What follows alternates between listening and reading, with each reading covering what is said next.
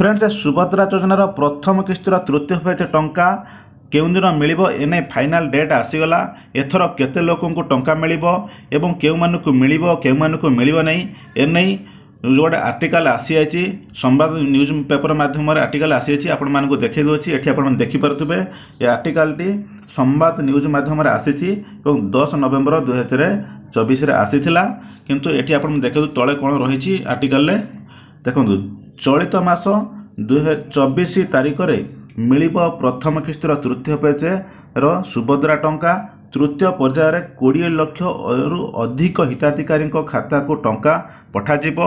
सुंदरगढ़ रे हेबाकु थिबा एक स्वतंत्र कार्यक्रम रे टंका दियाजिबो बोली सूचना दैचंती उपमुख्यमंत्री प्रभाती परिड़ा। श्रीमती प्रवीड़ा कहिचंती विभिन्न त्रुटि कारणरू वर्तमान सुधा 2.67 लाख सुभद्रा आवेदन खारज होईछि। खारज तालिका जिलापाल जरिया ब्लॉक को पठा जाइछि। आधार कार्ड बैंक त्रुटि संशोधन करिबा परे तृतीय पर्यायर हिताधिकारी को टंका पाई परिबे। एठी आपण देखिपा 24 तारिख डिसेंबर 24 तारिख दिन सुभद्रा योजनार टंका मिलिबो। एथिरे 20 लाख हिताधिकारी को टंका दियाजिबो एवं सुंदरगढ़ एक जोड़ा कि सभा रही से कार्यक्रम दिज्व। उपमुख्यमंत्री प्रभात एते केते लक्ष ना 2.67 लाख सुभद्रा योजना खारज होईछि। केउं कारणरू ना सेमानकर बैंक आधार कार्ड त्रुटि जोड़ा कि डीबीडी लिंक नथिबा जोगुरु बहुत सारा बैंक त्रुटि जोगुरु सेमानकु रिचेक कर दिया बा एनपीसीआई द्वारा मैपिंग नाही सेमानकु खारज होईछि। सेमानक खाता संशोधन करिवार विलंब हेले चतुर्थ पर्यायर टंका दियाजिबो। खारज होइथिबा आवेदनकारी आवेदन पूर्ण जांच पई कैबिनेट निष्पत्ति परे यार मोडालिटी प्रस्तुत होईछि। वीडियो और नोडाल एजेंसी भावे नियुक्ति करा जायछि।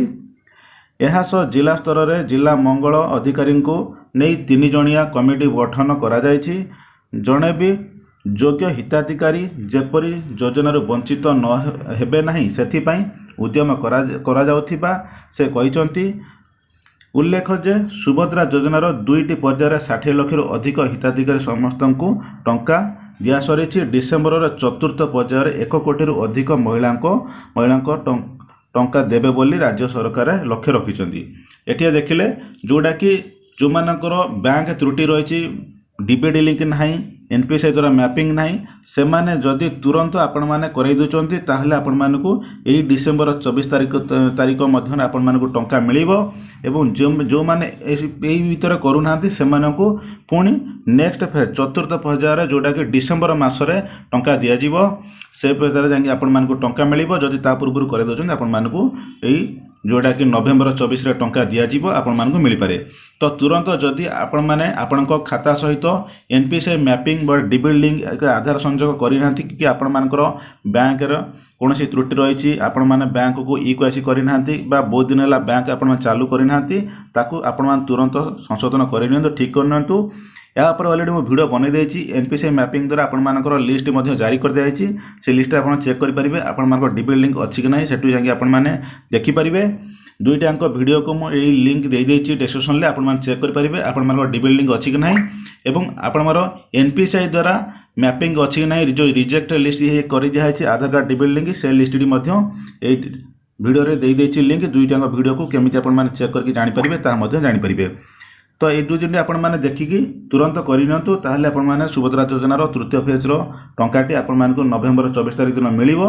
जदि ए भीतर आपण माने करू नांती ताहले आपण मानकु तृतीय फेजर टंका मिली पारिबो नै पुणी आपण मानकु डिसेंबर मासरे आपण मानकु मिलिबो। तेबे तुरंत एसबु करिनंतु ये थिला आपण मानक पई अपडेट फाइनल डेट आसी आइछि नवेम्बर 24 तारिख दिन सुभद्रा योजनार प्रथम किस्तर तृतीय फेज टंका मिलिबो। Thank you for watching.